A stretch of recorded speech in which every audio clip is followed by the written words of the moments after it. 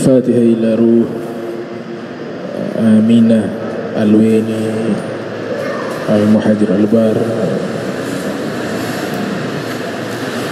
Al-Fatihah. Bismillahirrahmanirrahim. Alhamdulillahi rabbil alamin arrahmanir rahim maliki yaumiddin. Iyyaka na'budu wa iyyaka nasta'in shiratal mustaqim shiratal ladzina an'amta 'alaihim ghairil maghdubi 'alaihim. Amin. Nawaina naqra suratul Fatihah bi niyyati syifa Al-Habib Ali bin Farid Al-Bar. Al-Fatihah. Bismillahirrahmanirrahim. Alhamdulillahi rabbil alamin arrahmanir rahim maliki yaumiddin. Iyyaka na'budu wa iyyaka nasta'in shiratal mustaqim shiratal ladzina an'amta 'alaihim ghairil maghdubi 'alaihim waladdallin. Allahumma ighfir lahum warhamhum wa'afi wa'fu anhum wa akrim nuzulahum wasi'hum bima yuwathaljul bardu nakihi minal khataya kama yunka thawbul abyad minad danas. Allahumma abdilhum daran khairan min darihim wa ahlan khairan min ahlihim wa zawjan khairan min zawjihim wa adkhilhum jannata bighairi hisab wa qihum min adzabil qabri wa min adzabin nar. Wa sallallahu alaihi Muhammadin wa ala alihi wa sahbihi wa baraka sallu walhamdulillahi rabbil alamin. Assalamualaikum warahmatullahi wabarakatuh. Alhamdulillah nahmaduhu hamdan yaliku bi jamalih wa nasta'inuhu isti'anatan taliku bi kamalih wa nastahdihi hidayata man aqarra bi 'azamatihi wa jalalih wa nusalli wa nusallim ala sayyidina Muhammadin wa alihi. Amma ba'du. Subhanaka la ilma lana illa ma 'allamtana innaka antal alimul hakim. Rabbi israh li sadri wa yassir li amrin wahlul 'uqdatan min lisani yafqahu qawli wasaddid lisani wahdi qalbi bihaqqi sayyidina Muhammadin sallallahu alaihi wa alihi wa baraka sallam. Ya man huwa fi 'uluwihi kain, ya man huwa fi fi'li hamid, ya man huwa fi majdihi matin. Allahumma akrimna binuril fahmi wa akhrijna min zulumatil wahmi warzuqna fahman nabiyyin wa hifdzal mursalin wa ilhama malaikatil muqarrabin. Rabbana zidna ilman wa fahma wa aqla ya akramal akramin bihaqqi sayyidina Muhammadin khatamil anbiya wal mursalin. Ya Rahman ya Rahim. Wa sallallahu ala sayyidina Muhammadin wa ala alihi wa sahbihi wa baraka sallam walhamdulillahi rabbil alamin. Yang saya muliakan, saya hormati Imam Masjid Al-Muttaqin Aminun Cialbar beserta seluruh jamaah yang hadir di Masjid Al-Muttaqin. Alhamdulillah, di hari ini kita masih bisa berkumpul di masjid, tempat yang dimuliakan oleh Allah Subhanahu wa taala. Hari ini khusus saya tidak membaca kitab, tapi mungkin menyampaikan uraian khusus tentang khutbatul wada', yaitu khutbah perpisahan Nabi Muhammad sallallahu alaihi wasallam. Para ulama sejarah memberikan gelar atau memberikan nama khutbatul wada', yang memiliki arti khutbah perpisahan. Peristiwa khutbah perpisahan yang disampaikan oleh Nabi Muhammad sallallahu alaihi wasallam, para ulama sejarah menyebutkan terjadi pada tahun 10 Hijriah, tepatnya pada tanggal 9 Dzulhijjah, bertepatan dengan hari Arafah. Beliau sallallahu alaihi wasallam berkhutbah di satu jabal, satu bukit atau gunung yang ada di padang Arafah.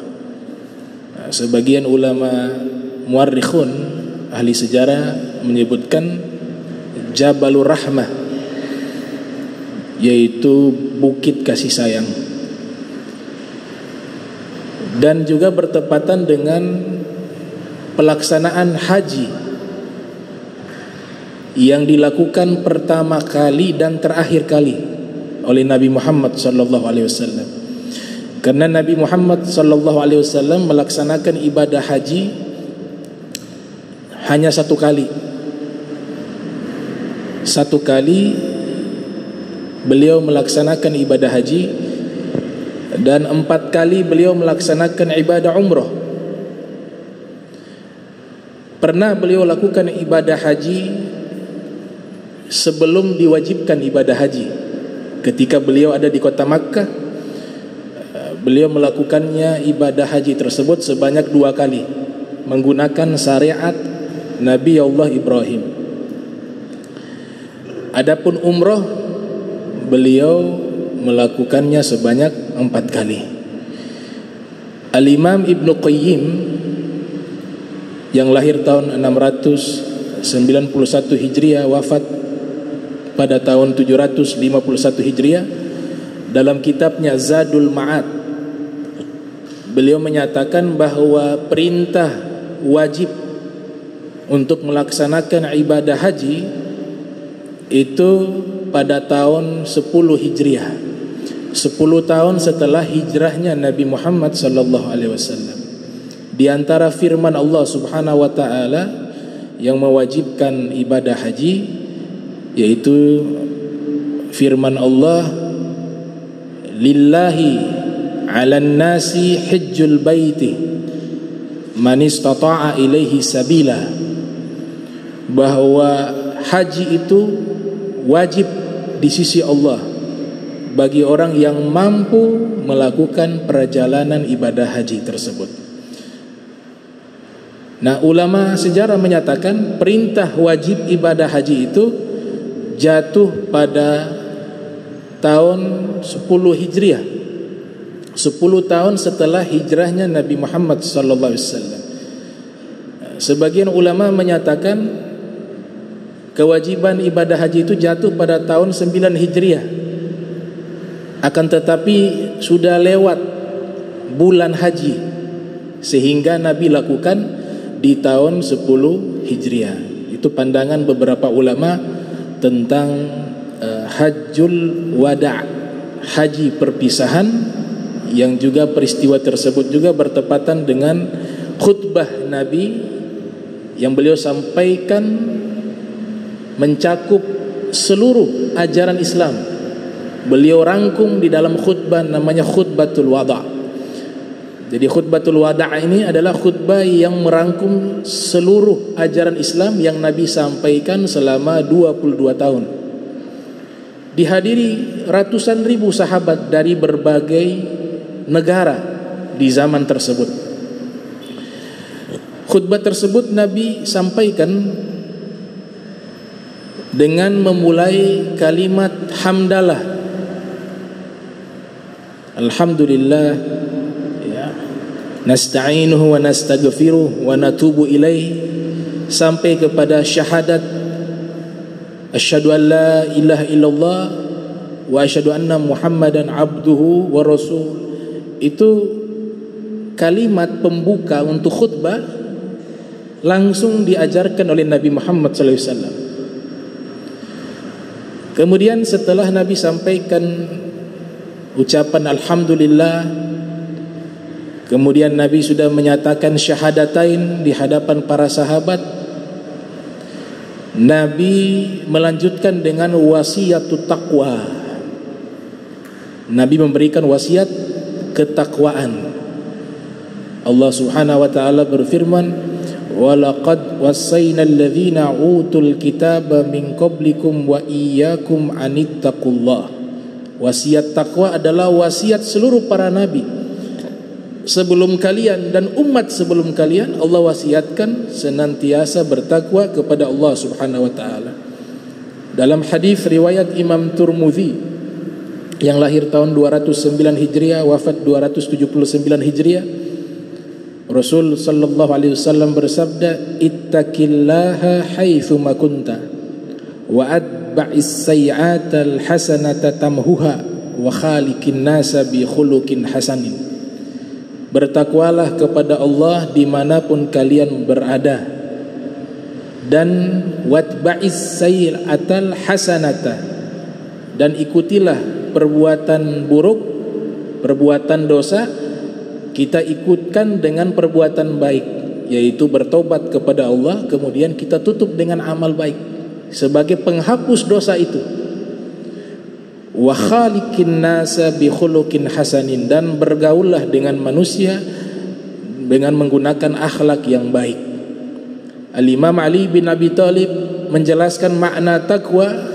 Takwa adalah al-khawfu minal jalil wal amalu bitanzil wal qana'atu bil qalil wal isti'dadu li yaumir rahil.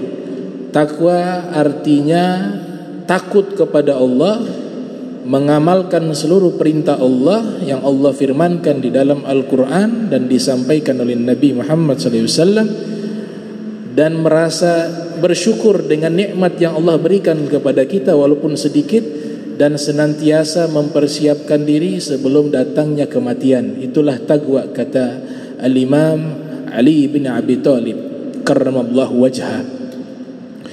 Para ulama menyampaikan fattaqwa wasiyatun lil awwalin walil akhirin. Takwa itu adalah wasiat bagi orang-orang terdahulu dan orang-orang yang akan datang. Syiarul mu'minin wa ditharul muttaqin, simbol kebesaran orang beriman dan selimutnya orang-orang bertakwa. Itulah ketakwaan. Setelah Nabi sampaikan wasiat takwa, Nabi menyebutkan kalimat amma ba'du, yang artinya masuk kepada topik pembahasan, masuk kepada isi khutbah. Amma ba'du, Nabi memulai dengan kata harfun nida, kalimat seruan, kalimat memanggil, ayyuhan nas, wahai segenap manusia. Nabi tidak menyebutkan ayyuhal muslimun. Nabi tidak menyebutkan wahai orang-orang Islam, padahal yang hadir semuanya muslim pada waktu itu, karena sedang melaksanakan ibadah haji. Nabi tidak memanggil ayyuhal mu'minun, wahai segenap orang-orang beriman. Maknanya bahwa wasiat yang akan disampaikan oleh Nabi itu adalah kebaikan yang sifatnya universal, kebaikan yang sifatnya luas, mencakup perbuatan baik kepada seluruh manusia. Dan memang Nabi Muhammad sallallahu alaihi wasallam Allah utus kepada seluruh manusia, berbeda dengan nabi-nabi terdahulu. Nabi-nabi terdahulu sebelum Nabi Muhammad, mereka diutus kepada kaumnya, kepada bangsanya, kepada sukunya. Tapi kalau Nabi kita Muhammad sallallahu alaihi wasallam, Allah utus kepada seluruh manusia. Wa ma arsalnaka illa kafatan linnas. Tidaklah kami mengutusmu terkecuali diutus kepada seluruh manusia. Bahkan Al-Imam As-Subki mengatakan Nabi diutus juga kepada bangsa jin, bukan hanya manusia, kepada bangsa jin, bahkan malaikat. Pengutusan Nabi kepada malaikat ziyadatu tashrif, menambah kemuliaan malaikat. Kenapa malaikat Jibril menjadi pemimpin para malaikat? Karena malaikat Jibril adalah malaikat yang paling banyak berinteraksi dengan Nabi Muhammad, yang mendapatkan tugas khusus membawa wahyu kepada Nabi Muhammad. Karena seringnya malaikat Jibril bertemu dengan Nabi Muhammad, Allah tambahkan kemuliaan malaikat Jibril menjadi Sayyidul Malaikah, pemimpin para malaikat. Itu hakikatnya seperti itu.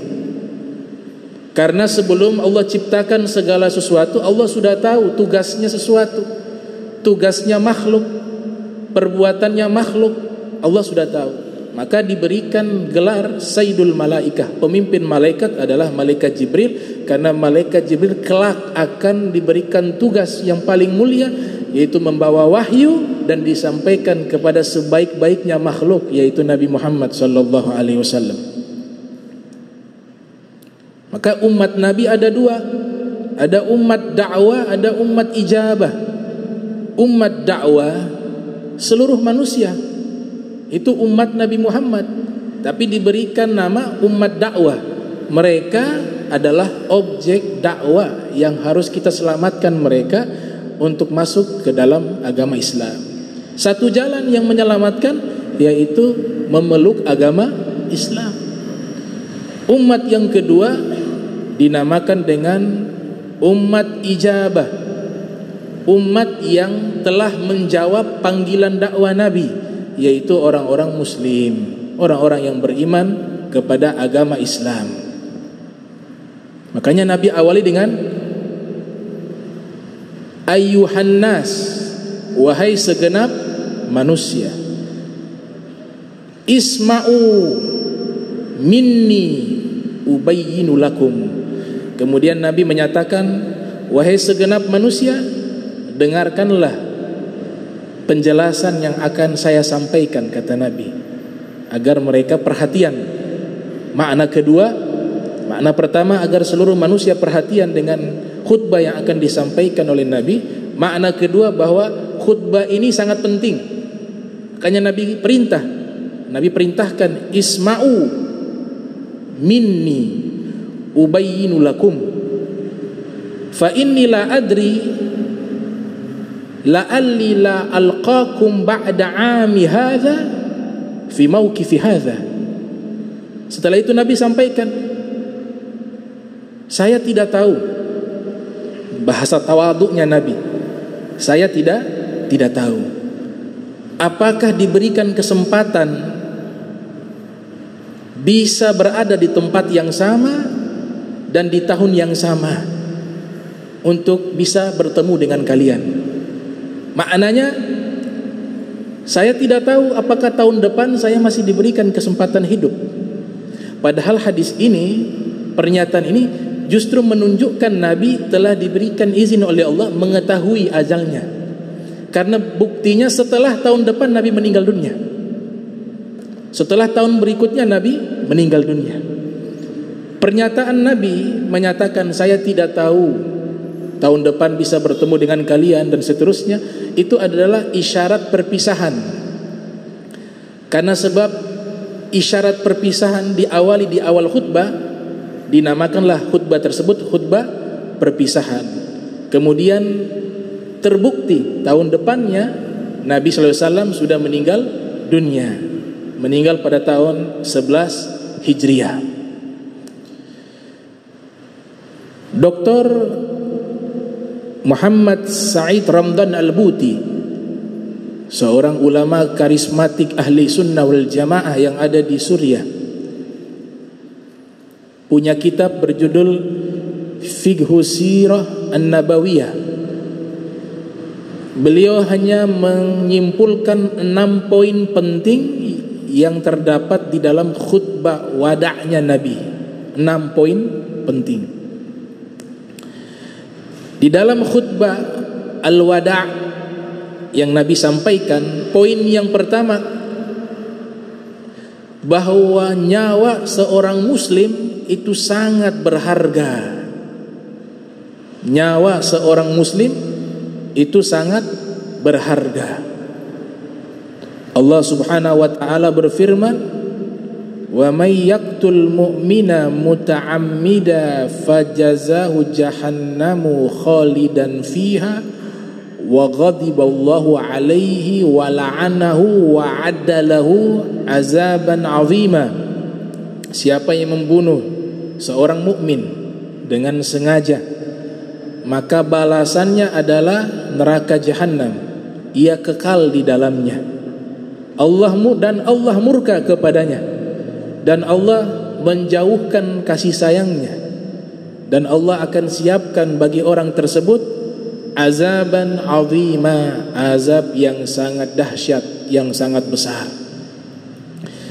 Di dalam hadis yang diriwayatkan oleh Al-Imam Al-Baihaqi dalam kitab beliau, yang lahir pada tahun 384 Hijriah, wafat pada tahun 458 Hijriah, juga diriwayatkan oleh Ibnu Majah di dalam sunannya, kemudian diriwayatkan oleh Al-Imam Abu Ya'la di dalam musnadnya Rasul sallallahu alaihi wasallam bersabda dalam hadisnya, man aana ala qatli mu'minin bi syatri kalimatin laqiyallaha yaumal qiyamati maktuban baina ainaihi aisun min rahmatillah.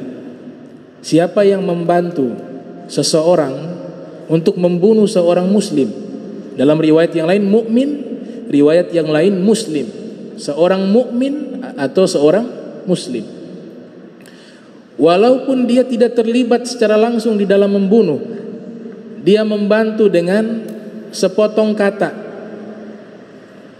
maka nanti dia bertemu dengan Allah, laqiyallaha azza wa zal. Dalam riwayat yang lain disebut yaumal qiyamah, dia bertemu dengan Allah di hari kiamat. Riwayat yang lain dihapus yaumal qiyamah, dia bertemu dengan Allah, maktuba baina ainai, ada tulisan di jidatnya, aisun min rahmatillah, dia terputus dari rahmatnya Allah subhanahu wa ta'ala. Maka dosa yang sangat besar, dosa menghilangkan nyawa orang mukmin, dosa menghilangkan nyawa orang muslim, itu dosa yang sangat besar. Bahkan Nabi katakan, yang membunuh dan yang dibunuh dua-dua masuk neraka. Al-qatil wal maktul finnar, kedua-duanya dalam neraka. Sahabat bertanya, ya Rasulullah, yang membunuh harusnya dia yang masuk neraka, kenapa yang terbunuh juga masuk ke dalam neraka?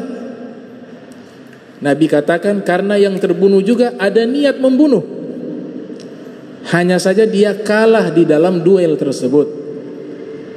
Ini konteksnya bertengkar, berkelahi, tawuran, dua-duanya neraka, mati konyol. Bahkan membunuh juga dilarang kepada orang non-muslim yang tidak memerangi orang Islam. Dalam hadis yang diriwayatkan oleh Al-Imam Al-Bukhari yang lahir tahun 194 Hijriah, wafat 256 Hijriah, Rasul sallallahu alaihi wasallam bersabda, man qatala mu'ahadah lam yarih raihatal jannati wa inna rihaha tujadu min masirati arba'ina ammah. Siapa yang membunuh orang non-muslim yang sudah melakukan perjanjian damai dengannya dan tidak memeranginya, maka dia tidak akan mencium bau surga, kata Nabi. Padahal bau surga itu dapat dicium perjalanan 40 tahun. Jadi luar biasa wasiat Nabi di dalam khutbah al-wada'. Di dalam kitab Subulus Salam, kitab Subulus Salam karya Al-Imam As-Sun'ani mengatakan, bahkan syariat Islam melarang membunuh hewan-hewan yang tidak bersalah, yang tidak mengganggunya, itu dilarang dibunuh. Memang ada beberapa riwayat hewan-hewan yang Nabi perintahkan untuk dibunuh karena ada mudarat, seperti tikus, seperti ular, seperti kalajengking, seperti burung elang, seperti anjing gila, anjing rabies. Kalau anjing yang tidak rabies dilarang dibunuh karena ada faktor membahayakan. Tapi selain daripada itu juga ada larangan membunuh semut, membunuh lebah, membunuh burung hudhud, dan seterusnya dan seterusnya. Para ulama mengatakan, adapun masalah serangga itu boleh dibunuh, tapi dibunuhnya tidak membabi buta. Di zaman dahulu ada seorang nabi sedang duduk berzikir, diceritakan dalam kitab Subulus Salam. Di tengah-tengah ia berzikir, ada semut yang menggigitnya karena dia duduk di bawah pohon. Semut yang menggigitnya itu dia bunuh. Kemudian sarang semut yang di dalamnya banyak semut juga dibakar. Ini seorang nabi juga dibakar. Ketika sudah selesai dibakar, Allah wahyukan kepada nabi tersebut dan Allah menegur. Jadi bukan berarti di sini seorang nabi melakukan dosa, tidak. Mereka tidak melakukan dosa. Ma'asum. Tapi ada pelajaran di dalam peristiwa tersebut. Allah menegur. Dua hal yang Allah tegur. Yang pertama, tidak boleh mengazab makhluk Allah menggunakan api. Jadi kita membunuh tidak boleh menggunakan api kepada serangga-serangga yang mengganggu atau hewan-hewan atau manusia. Yang kedua, Allah menegur nabi tersebut, yang menyakitimu kan hanya seekor. Lantas kenapa yang tidak bersalah engkau bunuh juga? Semut-semut yang tidak bersalah engkau bunuh juga. Allah tegur. Jadi Islam mengajarkan seperti itu. Melarang melakukan kezoliman. Bab tadi sebenarnya kalau orang awam masuknya zolim. Yang mengganggu dua ekor, sarang-sarangnya kita bakar. Seluruhnya kita bunuh. Walaupun ada khilaf di kalangan para fuqaha tentang masalah membunuh serangga, membunuh semut, membunuh lebah, ini ada khilaf. Kalau sudah mengganggu boleh dihilangkan, tapi dengan catatan tidak boleh menggunakan api. Itu wasiat pertama Nabi Muhammad di dalam khutbah al-wada'. Kemudian poin kedua di dalam khutbah al-wada', Nabi menyampaikan kepada seluruh sahabat untuk menghilangkan seluruh tradisi-tradisi jahiliyah. Tradisi-tradisi jahiliyah. Tanda kutip, tradisi-tradisi jahiliyah yang buruk. Karena nanti ada tradisi jahiliyah yang baik. Nabi lestarikan tradisi tersebut. Bahkan sampai hari ini kita lakukan tradisi itu. Itu tradisi jahiliyah. Akikah. Akikah itu adalah tradisi jahiliyah. Sebelum Islam ada, tradisi akikah sudah ada di kalangan bangsa Quraisy, orang-orang Makkah, dan itu tradisi jahiliyah. Pernyataan dari seorang bernama Buraidah diriwayatkan oleh Al-Imam Abu Daud dalam sunannya, yang lahir tahun 202 Hijriah, wafat 275 Hijriah. Buraidah mengatakan, kunna fil jahiliyah, dulu kami di masa jahiliyah, idza wulida li ahadina gulam, apabila lahir seorang anak di antara kami, dzabaha syat, maka sang ayah menyembelih seekor kambing, walattaha ra'sahu bidamiha, kemudian kepala sang anak diusapkan dengan darah dari hewan yang disembelih. Falamma ja'allahu bil Islam kunna nazbahu syatan wa nahluku ra'sahu wa nulattihuhu bi za'faran. Tapi ketika Islam hadir, tradisi ini tidak dihilangkan karena ada nilai-nilai kebaikan di dalamnya. Budaya ini tidak dihilangkan karena ada kebaikan di dalamnya. Tapi Islam datang meluruskan. Yang awalnya niat menyembelih hewan tersebut untuk berhala, Nabi rubah niatnya untuk Allah. Yang tadinya darah diusapkan di kepala anak, Nabi rubah, jangan pakai darah najis, tapi diusapkan dengan minyak wangi, za'faran. Jadi ini tradisi jahiliyah yang ada nilai-nilai kebaikan dilestarikan. Dakwah seperti inilah yang dibawa oleh Wali Songo. Tidak semua tradisi dan budaya itu bertentangan dengan syariat, bahkan jadi referensi hukum dalam fikih. Al-adah muhakkamah, adat yang baik bisa dijadikan standar hukum agama. Diistilahkan dengan nama al-urf. Al-urf artinya tradisi atau adat. Dalam mazhab Abu Hanifah menjadikan referensi utama dalam hukumnya. Yang dimaksudkan dalam khutbah tersebut tradisi-tradisi jahiliyah untuk dihilangkan, yaitu tradisi-tradisi buruk, tradisi-tradisi yang bertentangan dengan syariat Islam.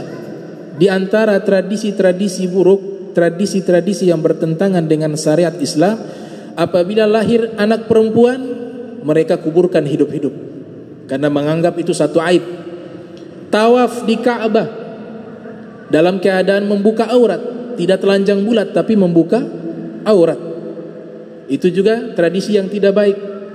Riba, praktek rentenir, meminjam uang sekian nanti diganti berbunga, ini dihapus, tradisi jahiliyah. Dikatakan di dalam Al-Quran, qalu innama, ya sesungguhnya al-bai'u mislur riba, jual beli seperti riba. Itu pernyataan orang-orang musyrik, seperti riba. Allah tegaskan wa ahallallahu bai'a wa harrama riba. Allah halalkan jual beli dan Allah haramkan riba. Tradisi buruk lainnya yang ada di masa jahiliyah, mereka wanita-wanitanya berdandan kemudian menonjolkan auratnya. Maka sangat salah dan keliru jika ada yang berpendapat bahwa jilbab, ya terlepas dari khilaf para ulama, cadar wajib, cadar sunnah, bagian wajah dan telapak tangan bukan aurat, ini pembahasan khilafiyah di kalangan para fuqaha. Tapi substansinya menutup anggota tubuh dari menonjolkan aurat dari kalangan wanita khususnya, itu adalah satu syariat dari Allah, bukan budaya. Karena budaya yang disebutkan oleh para ahli tafsir, pakaian wanita di zaman tersebut bagian atas ada kain. Di masa jahiliyah di Makkah khususnya ada kain, tapi rambut terbuka. Kain ini menutup, ya terjulur sampai ke bawah, tapi tidak sampai menutup bagian dada. Makanya jilbab itu artinya kain yang ada di atas kepala, terjulur sampai menutup bagian dada wanita. Dadanya terbuka. Inilah yang Allah tegaskan dalam Al-Quran, wala tabarrajna tabarrujal jahiliyatil ula. Jangan kalian berdandan seperti berdandannya orang-orang jahiliyah terdahulu, yaitu bagian dadanya terbuka. Kemudian pakaian itu membentuk fisiknya, ya, jadi aurat itu ditutup. Makna ditutup bukan berarti seluruhnya tertutup, kemudian bagian tubuhnya terlihat transparan atau kainnya ketat sehingga tubuhnya itu terlihat bentuknya. Itu yang dilarang di dalam Islam, dan ini budaya yang buruk yang dihilangkan oleh agama Islam. Jadi pakai hijab hukumnya wajib berdasarkan konsensus para ulama. Menutup aurat hukumnya wajib, tidak ada khilaf, 4 mazhab. Itu bisa dilihat dalam kitab Rawai'ul Bayan fi tafsir ayatil ahkam. Wasiat dan poin yang ketiga yang disampaikan oleh Nabi sallallahu alaihi wasallam di dalam khutbahnya yang ketiga, penetapan zaman dan waktu. Nabi sampaikan di dalam khutbah, karena sebelum Islam hadir, bangsa Arab khususnya apabila melaksanakan ibadah haji, mereka tetapkan waktu sesuka hati mereka. Jadi kapanpun bisa haji. Maka Islam hadir mengatur, tidak setiap saat bisa melaksanakan ibadah haji. Ada waktu-waktunya. Kalau dalam mazhab Syafi'i, Dzulqa'dah, Syawal sudah mulai, Dzulqa'dah, Dzulhijjah, 3 saja. Sisa dari bulan tersebut tidak diperkenankan melaksanakan ibadah haji. Maka Nabi menekankan bahwa haji ada waktunya. Maka Allah turunkan firman di dalam Al-Quran, ya, Faman farada fihinna al-hajju ashhurun ma'lumat. Haji itu adalah bulan yang ditentukan. Maknanya melaksanakan ibadah haji itu ada waktunya, ada bulannya. Syawal, Dzulqa'dah, Dzulhijjah, yang sudah ditentukan oleh Allah Subhanahu wa taala. Faman farada fihinnal hajja fala rafatha wala fusuqa wala jidala fil hajj. Apabila kalian diwajibkan melaksanakan ibadah haji, maka jangan berkata kotor dan jangan melakukan kefasikan dan jangan berdebat dan bertengkar di saat melaksanakan ibadah haji. Wa ma taf'alu min khairin ya'lamuhullah. Segala kebaikan yang kalian lakukan Allah mengetahuinya. Tazawwadu, berbekallah kalian. Fa inna khairal jad at-taqwa, karena sebaik-baiknya bekal adalah takwa. Wattaquni ya ulil albab, bertakwalah kepadaku wahai orang-orang yang berakal. Jadi Nabi menetapkan waktu-waktu berhaji. Sebelumnya bebas, kapanpun bisa berhaji. Kemudian Nabi tegaskan di 12 bulan, inna iddatash syuhur indallah 12 syahra fi kitabillah yauma khalaqas samawati wal ard minha arba'atun hurum. Nabi tegaskan di 12 bulan itu ada bulan-bulan yang Allah muliakan. Sesungguhnya bulan di sisi Allah ada 12 bulan. Allah sudah tetapkan bulan tersebut di hari Allah ciptakan langit dan bumi. Di antara 12 bulan ada 4 bulan yang Allah muliakan.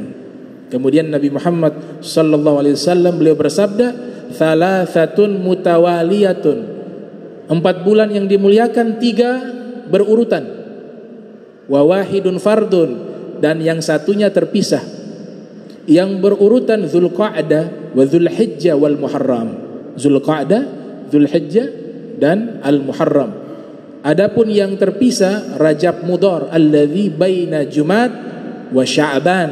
Yang terpisah adalah bulan Rajab Mudhar yang berada di antara Jumadil Akhir dan Sya'ban. Itu isi khutbah.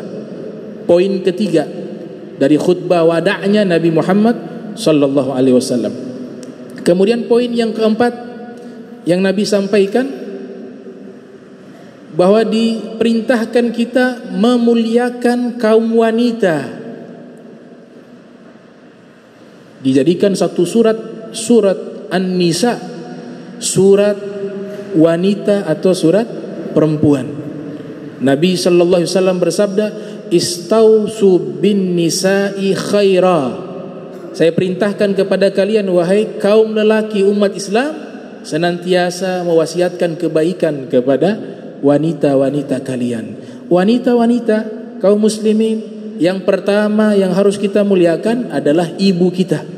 Sehingga Nabi sallallahu alaihi wasallam beliau bersabda di dalam hadis yang diriwayatkan oleh Ibnu Adi dalam kitabnya Al-Kamil, "Al-jannatu tahta aqdami al-ummuhati." Al-jannatu tahta aqdamil ummuhati. Surga itu berada di bawah telapak kaki ibu. Ibu adalah seorang wanita. Al-Imam Al-Munawi dalam kitabnya Faidul Qadir, beliau menyatakan makna surga di bawah telapak kaki ibu artinya ketika kita taat kepadanya dan kita berbakti kepadanya, maka hal tersebut adalah hal yang memudahkan diri kita untuk masuk ke dalam surganya Allah Subhanahu wa taala. Ridullah fi ridha walidaini. Ridhonya Allah terletak di ridhonya kedua orang tua. Nabi sallallahu alaihi wasallam mengatakan, "Du'aul walid liwaladihi kad du'ail anbiya li ummatihi." Doanya orang tua kepada anaknya itu sama seperti doanya para nabi kepada umatnya, kata Nabi Muhammad sallallahu alaihi wasallam. Ini diajarkan oleh Nabi. Wasiat poin ketiga. Poin keempat yang Nabi sampaikan, bahwa Nabi sudah meninggalkan 2 pusaka yang apabila kita berpegang dengan 2 pusaka tersebut, kita tidak akan tersesat selama-lamanya. Pusaka yang pertama Nabi sebutkan di dalam hadis yang diriwayatkan oleh Al-Imamul Malik, walaupun hadis ini mursal, dia terputus sanadnya kepada Nabi, tapi dimasukkan oleh Imam Malik dalam kitab Al-Muwatta karena maknanya sahih. Rasul bersabda, taraktu fikum amrain in tamassaktum bihima lan tadillu kitab Allah wa sunnata nabiyyih. Saya tinggalkan kepada kalian 2 perkara. Jika kalian berpegang dengan 2 perkara tersebut, kalian tidak akan tersesat. Al-Quran dan sunnah Nabi. Di dalam riwayat yang lebih sahih, ini mursal. Kalau riwayat kedua ini ashah, riwayatnya lebih sahih dan lebih banyak diriwayatkan oleh para ulama hadis, seperti riwayat Imam Tirmidzi dan Imam Muslim. Rasul sallallahu alaihi wasallam bersabda, taraktu fikum thaqalain, saya tinggalkan kepada kalian 2 pusaka, ma in tamassaktum bihima lan tadillu. Kalau 2 pusaka ini kalian pegang, tidak akan sesat selama-lamanya. Yang pertama kitab Allah, Al-Quran, dan yang kedua itrati ahla baiti, yaitu anak keturunanku, ahlul baitku, kata Rasul sallallahu alaihi wasallam. Ini hadis jauh lebih sahih. Namun Al-Imam Mula Al-Qari mengatakan yang dimaksud ahlul bait yang harus kita jadikan pusaka yaitu ahlul bait yang ahli ilmu, yang paham Al-Quran dan hadis Nabi, dan punya sanad keilmuan yang bersambung sampai kepada Nabi Muhammad SAW, dan memiliki manhaj yang jelas kebenarannya. Itu pernyataan Mula Al-Qari. Ahlul bait secara garis besar anak turunan, itrati anak turunan, turunan Sayyidina Hasan, turunan Sayyidina Husain. Ini 2 turunan dari Al-Hasan wal Husain wajib kita cintai, tapi tidak wajib kita belajar. Yang diperintahkan kita wajib belajar kepada yang berilmu dari Ahlul Bait. Itu pernyataan Mula Al-Qari. Tapi kalau cinta wajib kepada seluruh Ahlul Bait. Tapi ingin mendapatkan petunjuk yang benar, tentunya Ahlul Bait yang ahli ilmu. Itulah yang dimaksudkan oleh Nabi pusaka, Al-Quran dan Ahlul Bait Rasulullah. Ini pernyataan Mula Al-Qari, ulama besar Afghanistan. Belajar juga kepada Ibnu Hajar Al-Haytami, juga pernyataan Imam Al-Munawi dan juga Al-Imam Ibnu Hajar Al-Haytami dalam kitabnya As-Sawa'iq Al-Muhriqah. Al-Imam Ibnu Hajar Al-Haytami mencoba memadukan 2 hadis tersebut atau 2 riwayat, karena riwayat yang disebutkan tadi banyak di beberapa kitab, terutama yang Ahlul Bait, 2 pusaka Al-Quran dan itrati Ahlul Bait. Walaupun teksnya berbeda tapi substansinya sama. Ibnu Hajar Al-Haytami coba mengkompromikan, ya, karena ada usulan dari ulama hadis, idza ta'aradat riwayatani fasunnah jam'u bainahuma. Imam Nawawi mengatakan kalau ada 2 hadis seakan-akan kontradiktif, kemudian riwayatnya sama kuat, maka solusinya adalah menggabungkan 2 makna hadis tersebut. Maka Ibnu Hajar menyatakan kedua riwayat tersebut benar. Pusaka yang pertama Al-Quran dan Ahlul Bait Nabi, pusaka yang berikutnya sunnah Nabi Muhammad, karena hadis juga itu yang menjelaskan agama kita. Maka maksud daripada 2 hadis tersebut bahwa 2 pusaka yang Nabi tinggalkan adalah Al-Quran dan hadis Nabi yang dipahami oleh ulama-ulama Ahlul Bait Nabi, yang dipahami oleh ulama-ulama Ahlul Bait Nabi. Karena kalau hanya Al-Quran dan Sunnah sebagai pusaka, kemudian ada ulama-ulama yang muncul zaman sekarang, pemahamannya ekstrim, Dia menggunakan Al-Quran dan hadis juga. Kaum Khawarij, pemahamannya salah terhadap Al-Quran dan Sunnah karena tidak punya sanad ilmu. Pepatah Arab mengatakan, kam min aibin qaulan sahiha wa afatahu minal fahmi saqimi. Berapa banyak orang menyalahkan pendapat yang benar karena sebab pemahamannya yang salah. Maka pusaka itu tidak bisa terlepas dengan Ahlul Bait. Pusaka Al-Quran dan Sunnah Nabi Muhammad, dan juga menjaga pemahaman yang benar terhadap Al-Quran dan Sunnah Nabi Muhammad adalah ulama-ulama Ahlul Bait Nabi Muhammad sallallahu alaihi wasallam. Jadi gak usah bingung kalau zaman sekarang muncul beberapa firqah dalam Islam yang semuanya mengaku ahli surga, semuanya mengaku penghuni surga dan benar manhajnya. Tidak ada jaminan. Yang Nabi jamin adalah pusaka yang terjaga Al-Quran dan hadis Nabi yang dipahami oleh ulama-ulama Ahlul Bait Rasulullah sallallahu alaihi wasallam, atau ulama-ulama yang bukan Ahlul Bait tapi sanad ilmunya kepada Ahlul Bait. Maka bisa dipastikan 4 mazhab tidak pernah salah. 4 mazhab seluruh pendapatnya benar, kata Al-Imam Abdul Wahab Sya'rani dalam kitab Al-Mizanul Kubra yang lahir tahun 898 Hijriah, wafat 973 Hijriah. 4 mazhab, Imam Abu Hanifah, Al-Imam Malik, Al-Imam Syafi'i, Al-Imam Ahmad bin Hanbal, seandainya pendapat mereka juga salah, mereka tidak berdosa. Dan kita yang mengikuti tidak berdosa dan tidak salah. Kenapa? Karena mereka sudah berijtihad dengan ilmu di dalam masalah-masalah yang belum ada penjelasan yang secara jelas. Maka tidak ada yang salah 4 pendapat tersebut. Tapi diajarkan untuk kita mengikuti satu madhab agar tidak tercampur.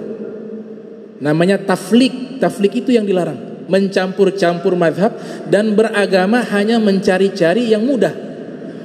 Di situ sudah main hawa nafsu. Kenapa 4 imam ini Nabi sudah memberikan garansi ilmu mereka itu diakui jauh sebelum mereka lahir. Nabi sudah menyebutkan kehadiran mereka. Kelak akan datang muncul ulama ahli ilmu dari bangsa Quraisy, akan muncul ahli ilmu dari kota Madinah, akan muncul ahli ilmu dari Persia.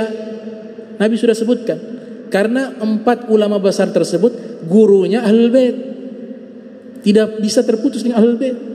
Abu Hanifah belajar kepada Imam Ja'far Shadiq, Imam Malik belajar kepada Imam Ja'far Shadiq, Imam Syafi'i belajar kepada Imam Malik yang belajar kepada Imam Ja'far, Imam Ahmad belajar kepada Imam Syafi'i, Imam Syafi'i belajar kepada Imam Malik, Imam Malik belajar kepada Imam Ja'far Shadiq. Maka inilah ilmu yang harus kita perhatikan, ilmu agama. Unzur mimman takhuzuna dinakum, perhatikan dari mana ilmu agama kalian ambil. Itu kata Muhammad bin Sirin tabi'in. Dan juga Imam Muslim menempatkan al-isnad minad din, sanad ilmu bagian dari agama. Sudah berapa? 4. Yang kelima yang Nabi sampaikan, keempat ya? Oh, sekarang yang keenam. Yang keenam yang Nabi sampaikan di dalam khutbah al-wada', diperintahkan kita untuk taat kepada pemimpin. Taat kepada pemimpin. Selama pemimpin tersebut taat kepada Allah dan Rasulnya. Ada syaratnya. Selama pemimpin tersebut membuat aturan-aturan yang tidak bertentangan dengan hukum Allah.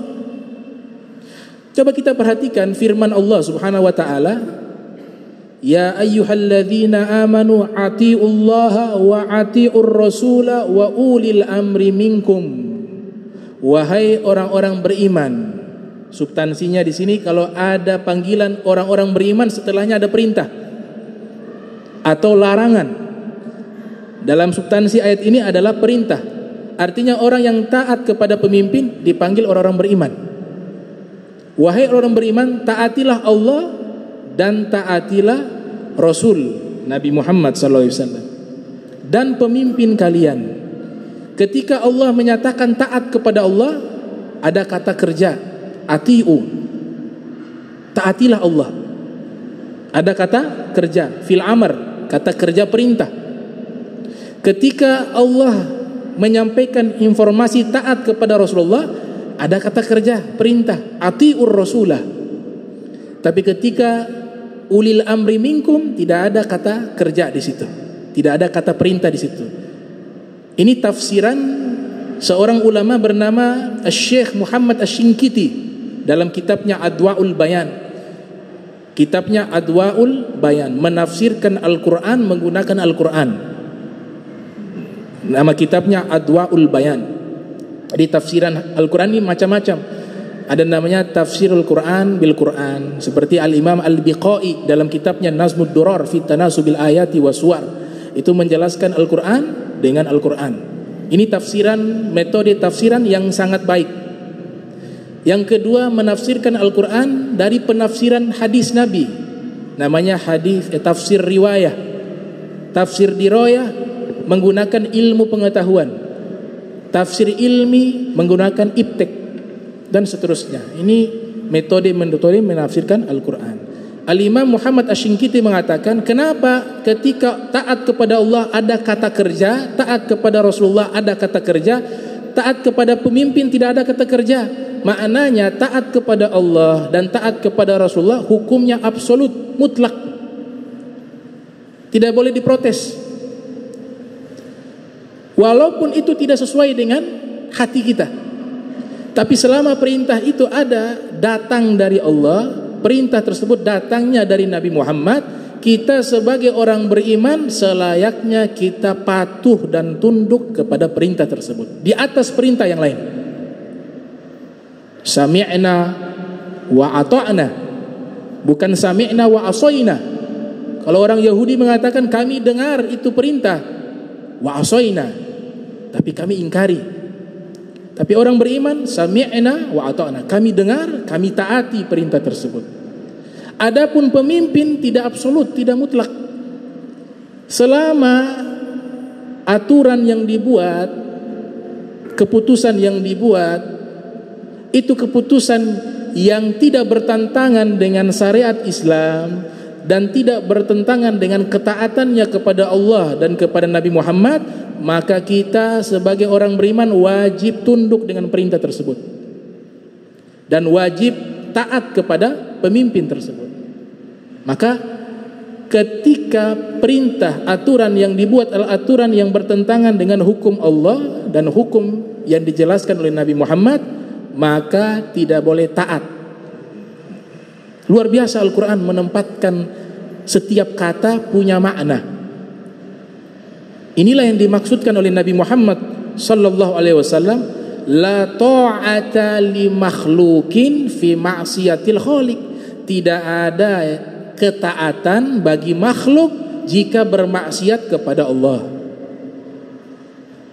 Bahkan orang tua kita yang Allah perintahkan untuk taat dan hormati, tapi ketika orang tua kita memerintahkan sesuatu yang buruk yang bertentangan dengan hukum Islam, kita diperintahkan tidak taat kepadanya, tapi tetap diperintahkan berbuat baik kepadanya.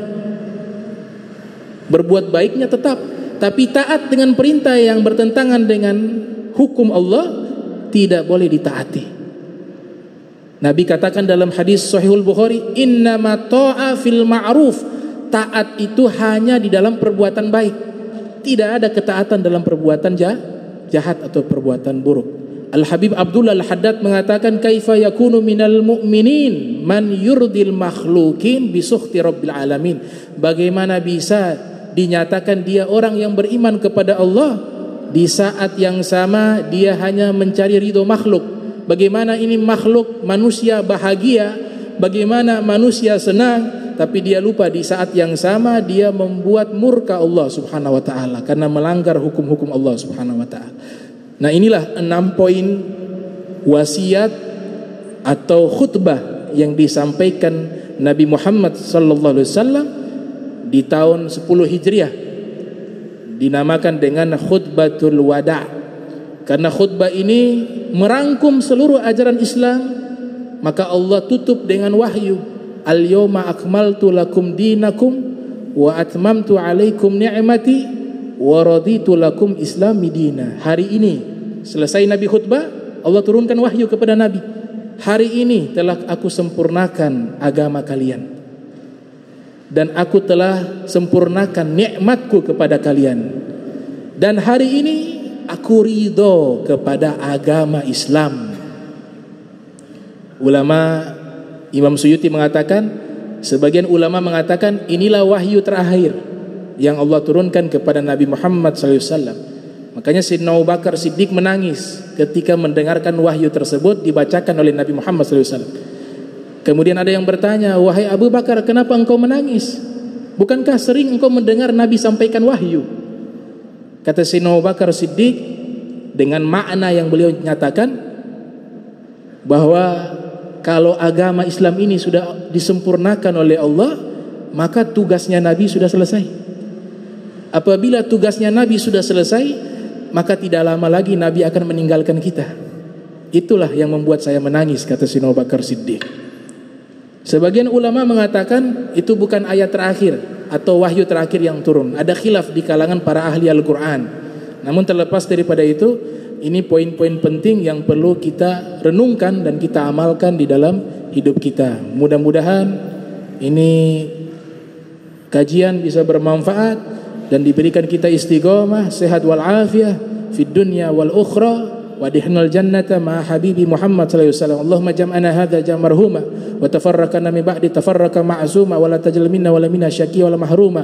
Allahumma nadhih qulubana anit ta'alluqi biman dunak waj'alna min qaumin tuhibbuhum wa yuhibbunak. Subhanaka wa bihamdika asyhadu an la ilaha illa anta astaghfiruka wa atubu ilaik. Wa sallallahu alaihi Muhammadin wa ala alihi wa sahbihi wa barik wasallam wa lafu minkum. Wassalamu alaikum warahmatullahi wabarakatuh.